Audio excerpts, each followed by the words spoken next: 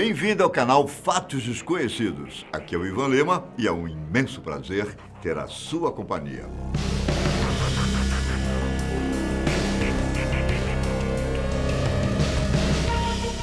Se você fizer uma pesquisa rápida na internet sobre direitos humanos, a primeira coisa que vai aparecer pode ser um pouco óbvia. Trata-se dos direitos básicos que qualquer pessoa tem, sem levar em consideração raça, religião, gênero, classe social e outras variantes. Embora o direito de liberdade seja retirado quando uma pessoa comete um crime e vai para a cadeia, algumas prisões no mundo já foram denunciadas pelas situações desumanas em que os detentos vivem.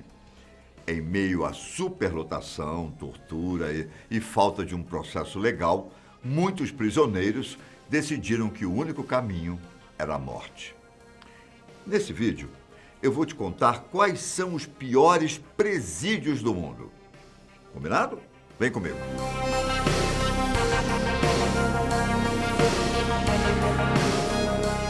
A cerca de 11 quilômetros ao norte de Bangkok, na Tailândia, uma prisão masculina ficou famosa pela forma nada agradável com que os prisioneiros eram tratados. As condições na prisão central de Bang Guang eram tão severas que vários detentos morreram ou simplesmente perderam a sanidade. Em 2013, os novos presidiários eram obrigados a usar grilhões nas pernas durante os 3 primeiros meses, enquanto os presos condenados à morte tinham suas algemas de pés soldadas para que não fosse possível retirá-las.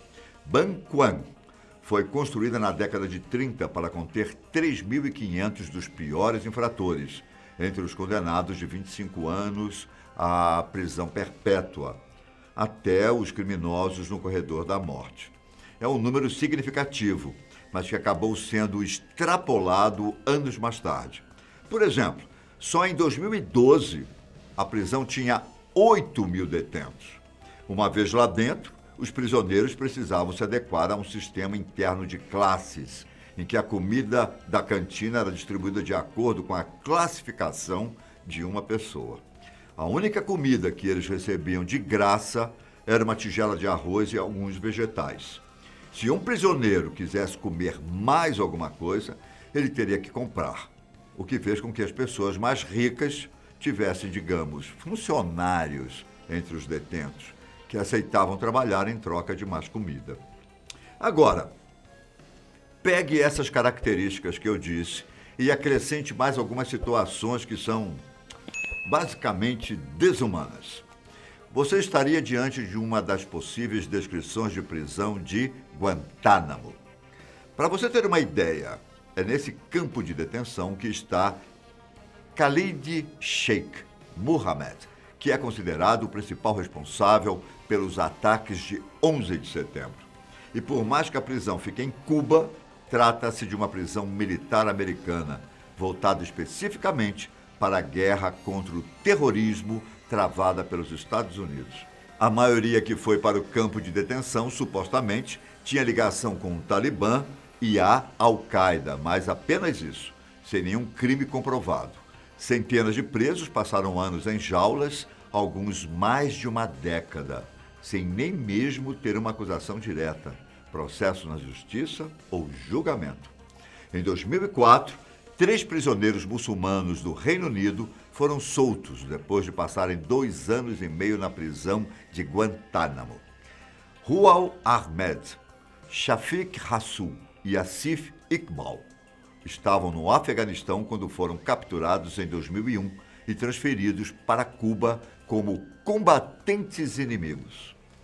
As famílias deles só ficaram sabendo onde o trio estava em janeiro de 2002, quando o Ministério das Relações Exteriores britânico descobriu. Depois de várias negociações, Rual, Shafiq e Asif foram libertados sem nem mesmo terem recebido acusações de crimes.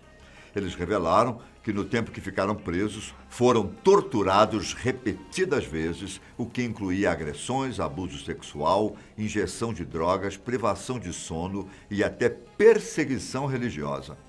Não se sabe exatamente até quando esse tratamento continuou, já que a prisão era considerada secreta, mas foi divulgado em setembro de 2021 que boa parte dos 780 suspeitos que ainda estavam presos foram soltos. A informação era de que 39 pessoas continuavam em Guantánamo, sendo que pouco mais de 10 prisioneiros são classificados como líderes potencialmente perigosos da Al-Qaeda. Com essa mesma característica de agressões por parte dos guardas, a prisão de Rikers Island, em Nova York, também tem um histórico sombrio.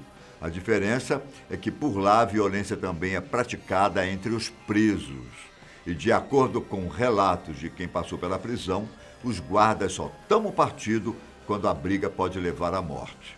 O complexo prisional foi aberto em 1932 para servir como um centro de detenção temporário e os únicos enviados ao lugar são pessoas com sentenças curtas ou que estão aguardando julgamento. Essa é uma característica muito criticada, já que várias pessoas são mandadas para a prisão por crimes pequenos e acabam sendo obrigadas a entrar em um caminho muito pior. Isso porque novos prisioneiros precisam se adaptar ao ambiente hostil e muitas vezes são forçados a brigar simplesmente para sobreviver. Em complemento a isso, a prisão também recebeu várias denúncias envolvendo a negligência das autoridades. Em 2012, por exemplo, um detento chamado Jason Estivarria engoliu um pacote de detergente em pó e começou a sentir fortes dores. Ele já era conhecido por sofrer de transtorno bipolar e por várias tentativas de suicídio. Só que nesse dia, ele não recebeu ajuda. Mesmo depois dos oficiais ficarem sabendo que Jason não estava bem, nenhum atendimento médico chegou até ele. E de acordo com uma denúncia, o capitão na época disse que não queria ser incomodado, a não ser que houvesse um cadáver. Acabou que Jason foi encontrado sem vida na cela no dia seguinte.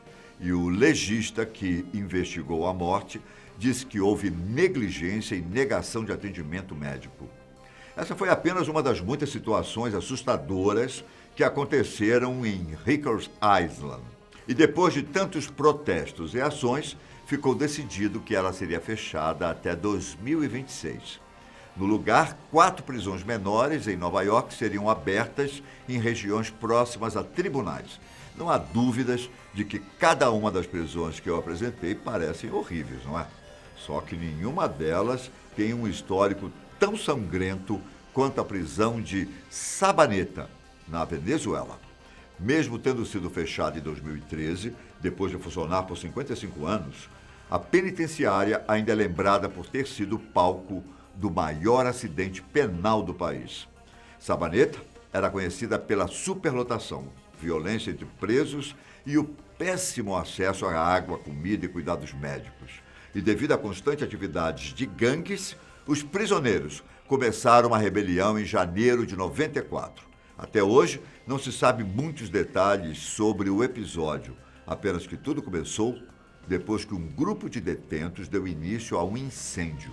Quem tentou fugir das chamas acabou esfaqueado ou baleado por outros presos, e muitos foram mortos quando os guardas tentaram controlar a situação. Como não houve uma declaração oficial sobre o número de fatalidades, algumas estimativas apontam que entre 100 e 150 pessoas perderam a vida no massacre. Da década de 90 até 2013, outras rebeliões menores aconteceram, principalmente envolvendo conflitos entre gangues rivais. Um deles resultou na morte de 16 presos e acabou sendo motivo do fechamento da prisão. Agora, existe o plano de usar o lugar como museu sobre a história de Sabaneta. Enquanto isso, direto de Paris, a prisão de La Santé já abrigou milhares de prisioneiros desde que foi inaugurada em 1867. Além de prender pessoas responsáveis por crimes menores, a cadeia francesa também já abrigou prisioneiros de guerra, principalmente durante a Segunda Guerra Mundial. La Santé foi responsável pela execução de dezenas de prisioneiros com o passar dos anos, sendo que o método mais comum era a guilhotina. Até mesmo execuções públicas foram feitas em frente à prisão. Só que o maior problema dessa cadeia diz respeito à falta de saneamento básico que os presos precisam enfrentar. Eles só podem sair das celas durante 1 hora por dia. Então, nas outras 23 horas, os prisioneiros são obrigados a conviver com piolhos, ratos e outros insetos que aparecem por causa do acúmulo de sujeira.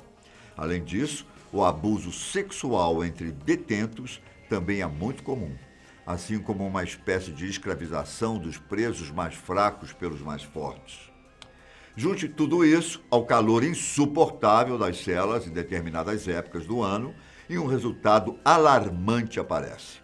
A taxa de suicídios em La Santé é uma das maiores de toda a Europa.